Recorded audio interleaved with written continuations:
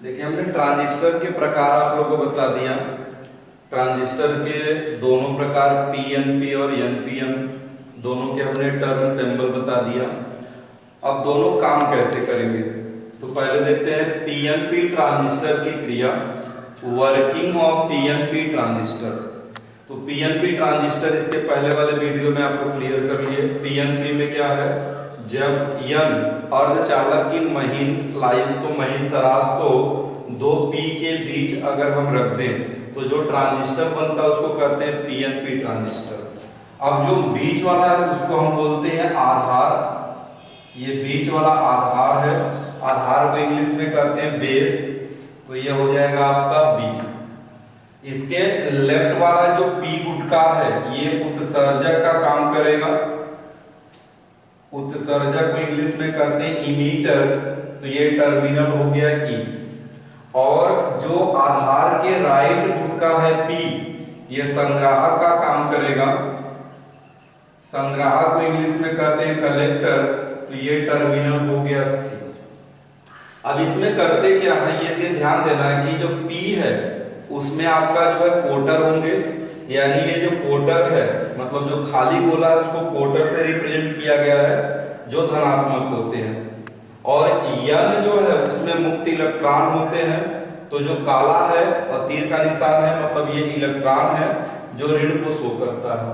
अब इसमें करते क्या है कि जो पीएनपी ट्रांजिस्टर है उसमें दो पीएन संधि डायोड है।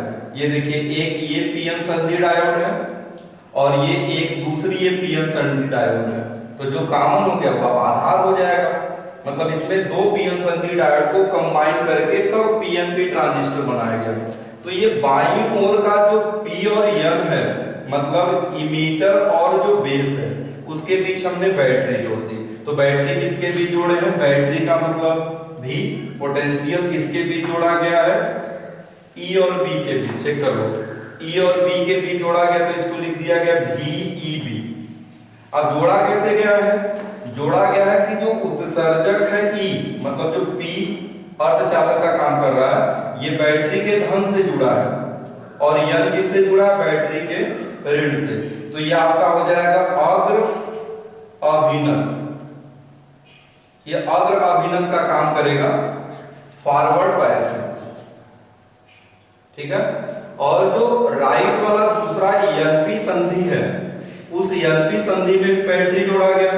तो एनपी में है क्या, बी और सी के बीच है। तो ये कहलाएगा भी सी बी। मतलब ये बैटरी जोड़ा गया है संग्राहक और बेस के बीच, ये प्लस प्लेट और ये माइनस प्लेट। अब इसमें आपका जो बी है वो एन का काम कर रहा है, एन धन से जुड़ा है और ये बी किससे जुड़ा है, ऋण से। तो ये आपका हो गया फर्स्ट अभिनत। ये आपका फर्स्ट अभिनत है जिसको हम कहेंगे बैकवर्ड बायस या रिवर्स बायस। क्लियर हुआ।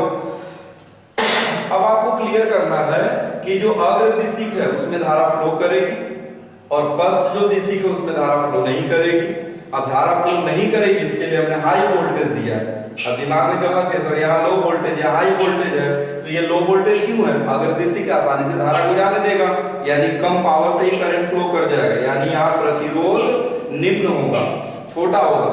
और चूंकि ये पश्च दिशिक में करंट फ्लो करता नहीं है, इसके पहले हमने पढ़ा चुका आप लोग रेक्टिफायर में, तो उस कंडीशन में यहाँ वोल्टेज सप्लाई हाई होगा और यहाँ प्रतिरोध भी आपका क्या होगा, उच्च होगा। अब जैसे यहाँ वोल्टेज सप्लाई देंगे तो वोल्टेज सप्लाई से देने से क्या होगा, जो P में कोटर है वो N की तरफ और जो N में मुक्त इलेक्ट्रॉन है वो P की तरफ। यानी जैसे हम वोल्टेज सप्लाई देंगे कोटर और इलेक्ट्रॉन आधार संधि की ओर जाएंगे, मतलब जहां वो ज्वाइंट है उसकी तरफ जाएंगे। यानी P के जो कोटर है वो N में चले जाएंगे और N के जो इलेक्ट्रॉन है वो कहां चले जाएंगे, आपका P में। ठीक है, क्योंकि N जो है वो महीन स्लाइस है, मतलब आपका जो हो गया महीन तराश है, केवल ये 2% को रख पाएगा, बाकी के 98% को कहां दे देगा, संग्राहक में। तो ये किसको देगा, जो आएगा क्या आ रहा है, कोटर। तो कोटर आपका आधार में गया, कुछ कैपेसिटी थी उसकी रखने की 2% की रखा, बाकी किसको दे दिया, संग्राहक। यानी संग्राहक में कोटरों की क्या हो गई, अधिकता, और केवल उसमें कोटर ही होंगे, केवल केवल कोटर होंगे, क्योंकि इलेक्ट्रॉन इसमें नहीं जाएंगे, डायरेक्शन में अपोजिट है। अब जैसे p का एक कोटर और n का एक इलेक्ट्रॉन आपका जो हो गया संधि पे जाएंगे, एक दूसरे का क्या कर देंगे, विसरण कर देंगे। अब जैसे विसरण किए, p में एक कोटर कम हो गया और n में क्या हो गया, एक इलेक्ट्रॉन कम हो गया। उस कंडीशन में जो बैटरी का कोवैलेंट बॉन्ड है वो टूट जाएगा। टूट गया तो क्या होगा, एक पे प्लस एक पे माइनस। प्लस कौन है, कोटर, माइनस कौन है, इलेक्ट्रॉन। मतलब बैटरी का जैसे कोवैलेंट बॉन्ड टूटा, एक कोटर इसके धन से निकलकर कहां चला जाएगा, p में। तो हमने अभी बताया कोटरों के चलने की दिशा में धारा फ्लो करेगी। कोटर देखो यहां से चल रहा है, तो यही किसकी दिशा होगी, धारा। अब ये धारा किस में जा रही है, E में, उत्सर्जक में। तो इस धारा का नाम हो जाएगा IE, करंट ऑफ इमीटर। ठीक है, यानी इसके धन से एक कोटर निकल गया और कहां चला गया, P में। तो P का एक कोटर जो है विस्तारित हुआ, उसकी कमी पूर्ति हो गई। अब इससे क्या होगा, जो ऋण प्लेट है इससे एक इलेक्ट्रॉन भी तो निकलेगा, क्योंकि कोवैलेंट बॉन्ड टूटेगा तो एक पे प्लस एक पे माइनस। तो इसका जो माइनस है इलेक्ट्रॉन, वो कहां चला जाएगा, वो चला जाएगा सीधे आधार में। आपको पता है कि आधार का एक इलेक्ट्रॉन कम हुआ, P में एक कोटर कम हुआ, दोनों की कमी पूर्ति हो गई। अब यहां देखिए, जो इलेक्ट्रॉन यहां से चला उसकी दिशा ये है ना, ऋण से निकलेगा। तो आप लोगों को पता होना चाहिए इलेक्ट्रॉनों के चलने की विपरीत दिशा में धारा फ्लो करेगी। यानी इलेक्ट्रॉन ऋण से आधार की तरफ चल रहा है, तो धारा यहां से बैटरी की तरफ चलेगी, IB। अब यहां देखिए, जितने आधार में कोटर हैं 2% केवल यहां रहे, बाकी 98% कहां आ जाएंगे, संग्राहक में। तो संग्राहक की भी तो अपनी एक कैपेसिटी है। अब टंकी है, उसमें पानी फ्लो कर रहे हैं, तो पानी भरने के बाद ऊपर से फ्लो तो करेगा ही, यानी जितनी कैपेसिटी है उतना वो रख पाएगा। बाकी सब कहां पहुंच जाएंगे, टर्मिनल। तो टर्मिनल पे पहुंचा क्या, कोटर। तो अब चूहा बिल्ली का खेल होगा, कोटर पे क्या होता है, प्लस। बैटरी का माइनस क्या देगा, इलेक्ट्रॉन। इलेक्ट्रॉन क्या होता है, ऋणावेशित। कोटर क्या होता है, धनावेशित। जैसे एक इलेक्ट्रॉन कोटर के पास गया, क्योंकि कोटर की अधिकता है, तो कोटर फ्लो कर जाएंगे। कोटर जैसे आपका ये संग्राहक को पार किया, टर्मिनल C पे पहुंचेगा, वैसे ही एक इलेक्ट्रॉन बैटरी के ऋण, क्योंकि हाई वोल्टेज की बैटरी है तो इलेक्ट्रॉन को आसानी से दे सकती है, एक इलेक्ट्रॉन यहां से चल के इस कोटर को निरावेशित कर देगा। तो चूंकि यहां से क्या निकला, कोटर, यहां से क्या निकला, इलेक्ट्रॉन। कोटर के चलने की दिशा में धारा फ्लो करेगी और इलेक्ट्रॉन के चलने की विपरीत दिशा में। चेक करो, यहां से कोई इलेक्ट्रॉन निकल रहा है तो उसके विपरीत दिशा में धारा, कोटर C से निकल रहा तो उसकी दिशा में धारा है। तो यहां देखिए 3 तरह की धारा मिल गई, उत्सर्जक से धारा IE, आधार से धारा IB और कोटर संग्राहक से धारा IC। किरचॉफ का नियम पढ़े हो, आने वाली धारा बराबर जाने वाली धारा। तो यहां देख रहे हैं कि तीनों धाराएं जब इस यहां मिलेंगी तो यहां से कौन सी धारा जा रही है, ये IE। चेक कर लो, देखो IE धारा गई, धारा कौन सी आ रही है, IB। और कौन सी एक धारा आ रही है, IC।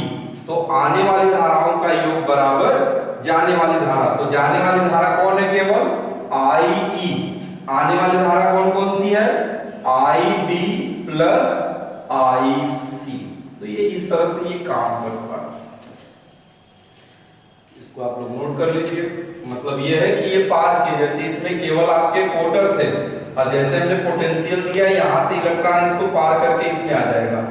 तो जैसे ये पार किया, एक इलेक्ट्रॉन जैसे कोटर से संपर्क में आएगा वो विसरित हो जाएंगे। विसरित हो जाएंगे तो P में एक कोटर कम हो जाएगा, N में एक इलेक्ट्रॉन कम हो जाएगा।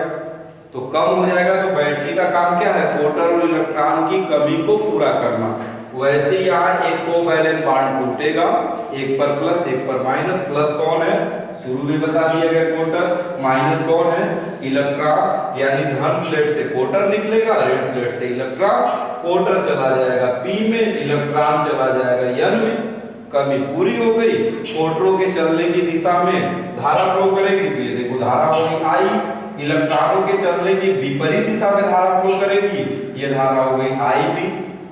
जो आधार है वो महीन स्लाइस होता है, केवल 2% को रख पाएगा, 98% किसको दे देगा, संग्राहक। तो संग्राहक की भी तो अपनी एक कैपेसिटी है, वो अपने जो कैपेसिटी है उसके बराबर कोटर को रख पाएगा, बाकी सब कहाँ चले जाएंगे, टर्मिनल सी पर।